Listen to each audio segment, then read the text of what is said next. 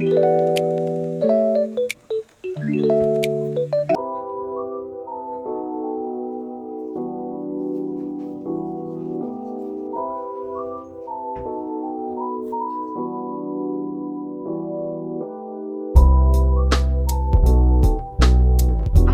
তাসির। আজকে আমি একটি অনুচ্ছেদ বলবো। অনুচ্ছেদটির নাম হলো শীতকাল।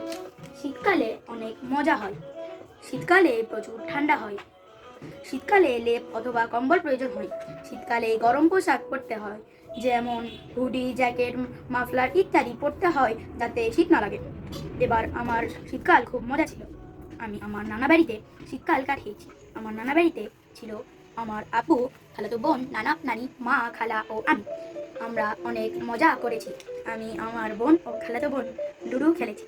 আমার নানা বাড়িতে যাওয়ার মূল বিষয় হলো আমার নানা বাড়িতে ওয়াজ মাহফিল ছিল। আমি ওয়াজ মাহফিলে অনেক মজা করেছি। সত্যি বললে শীতকাল আমার প্রিয় ঋতু।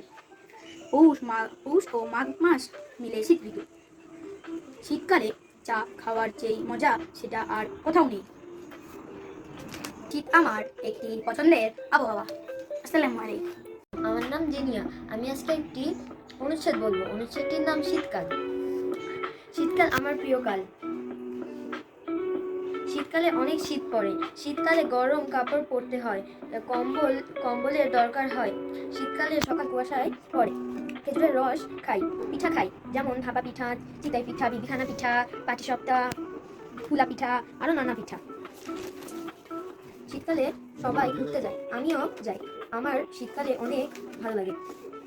আমি ঘুরতে খুব পছন্দ করি, তাই নানার বাসায় গিয়ে ছিলাম। স্কুলে ছুটি ছিল, তাই এক সপ্তাহ ছিলাম। সেখানে আমার খালাতো ভাই বোন ছিল, যেমন তিনা, তাপু, তাসিন, আফরা, আমি।